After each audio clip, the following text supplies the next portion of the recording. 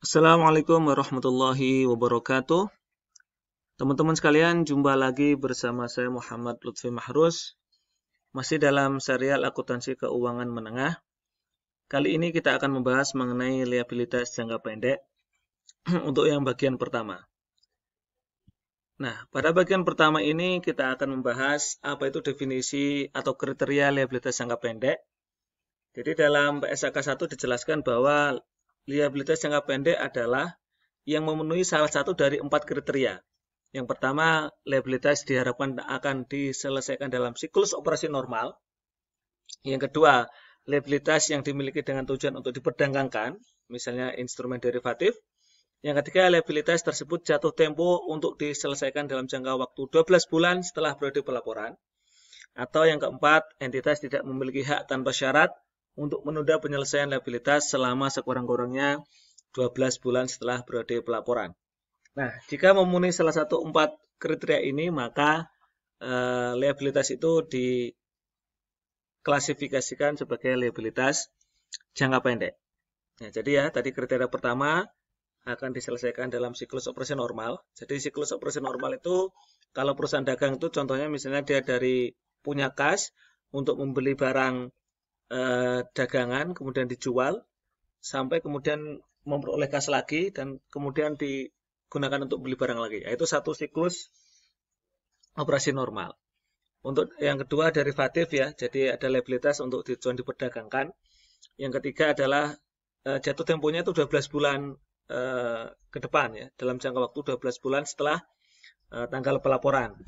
Kemudian yang keempat, entitas tidak memiliki hak tanpa syarat. Jadi entitas tidak bisa mempunyai hak ya, atau opsi tanpa syarat untuk menunda penyelesaian. Jadi harus diselesaikan dalam jangka waktu 12 bulan. Nah, jika entitas memiliki hak tanpa syarat atau jika dia mempunyai opsi tanpa syarat untuk memperpanjang atau menunda penyelesaian kewajiban liabilitas, maka itu tidak termasuk liabilitas jangka pendek atau bisa diklasifikasikan sebagai liabilitas jangka panjang. Nah, teman-teman sekalian, jenis liabilitas jangka pendek banyak sekali. Yang akan kita bahas di sini ada beberapa ya. Ini sesuai dengan yang di buku Keso edisi 3. Jadi jenis liabilitas jangka pendek yang sering dikenal.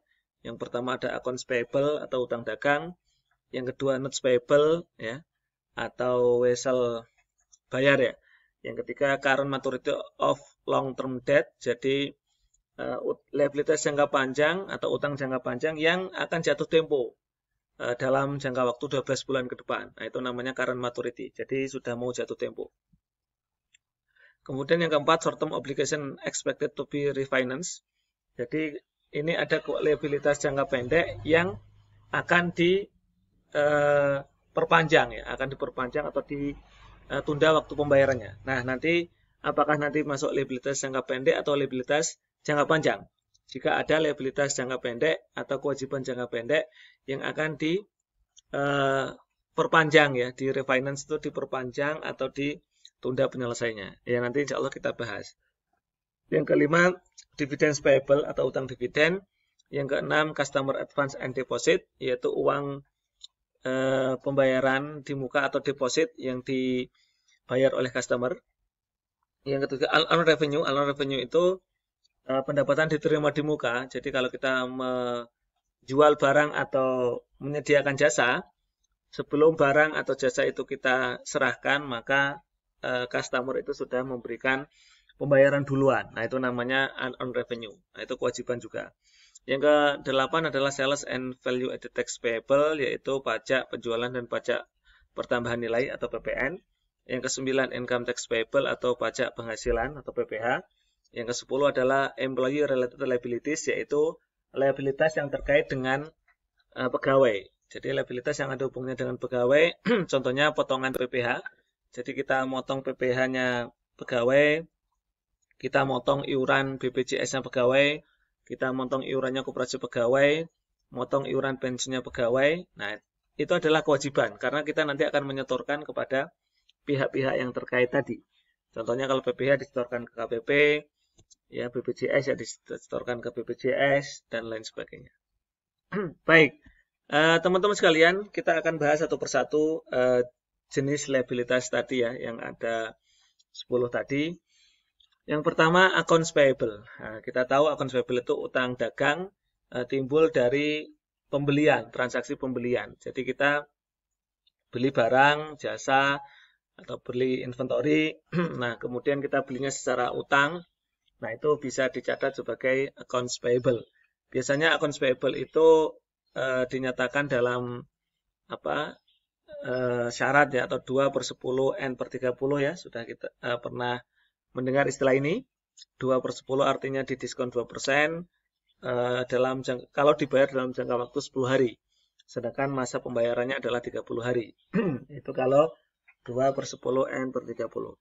Atau 1/10 end of month, EOM itu end of month ya. Tadi 1% dapat diskon 1% jika dibayar dalam waktu 10 hari dan jangka waktu pembayaran adalah akhir bulan. Baik. Nah, teman-teman sekalian, kalau kita bahas mengenai accounts payable ya, sama dengan accounts receivable dari sisi penjual, ada dua metode untuk mencatat accounts payable, khususnya accounts payable yang tadi ada sales discount ya, maksudnya ada purchase discount atau ada diskonnya.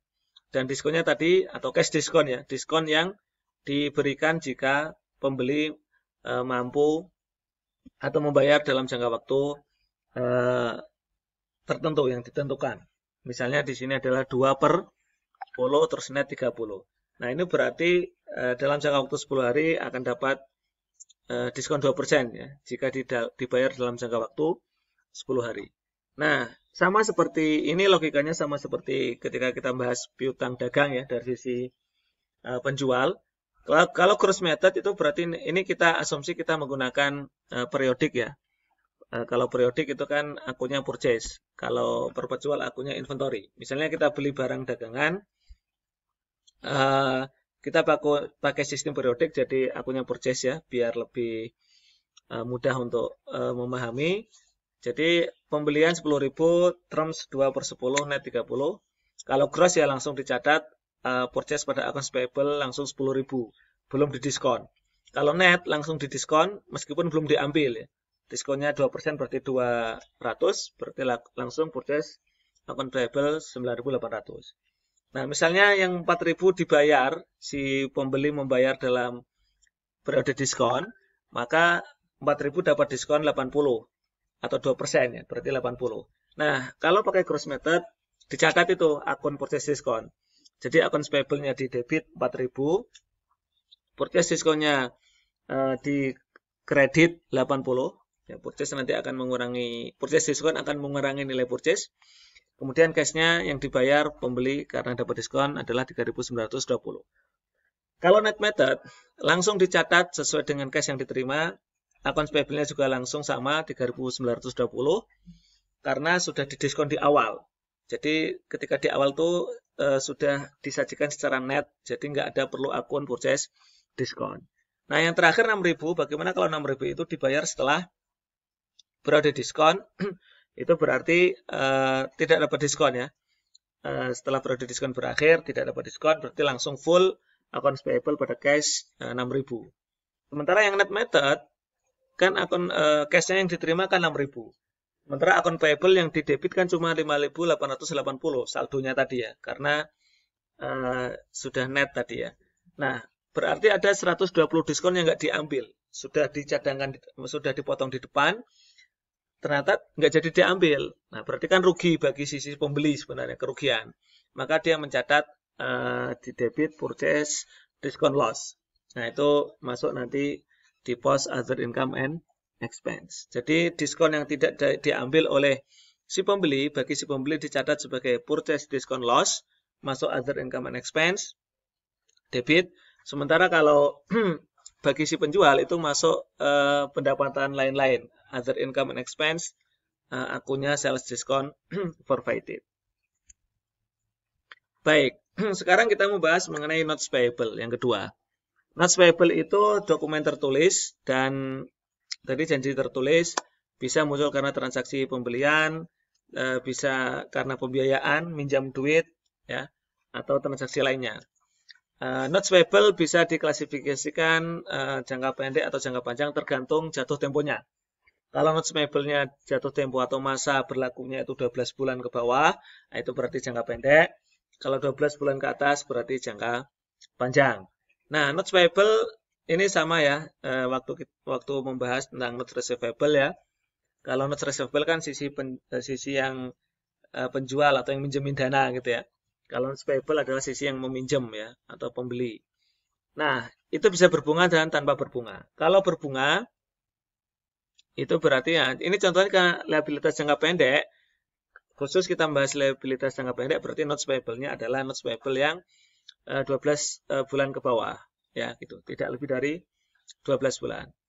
Nah, berarti contohnya di sini adalah ada notes payable ya, jadi nilai nominalnya 100.000, terus 1 Maret 2019 diterbitkan.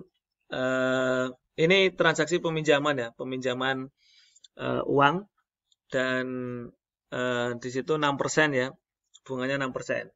Kalau di sini berarti diterbitkan dalam kondisi face value ya, karena notes-nya 100.000 nilai nominal, dapatnya juga 100.000.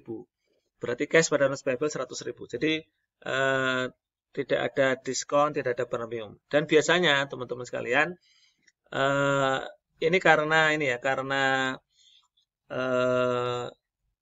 jangka pendek, biasanya sih jangka pendek ada yang tidak mempresent value kan, jadi langsung sesuai dengan nilai nominal. Tapi ada juga karena ini ada pertambahan waktu, meskipun 12 bulan, ada yang kemudian istilahnya mempresent value kan itu.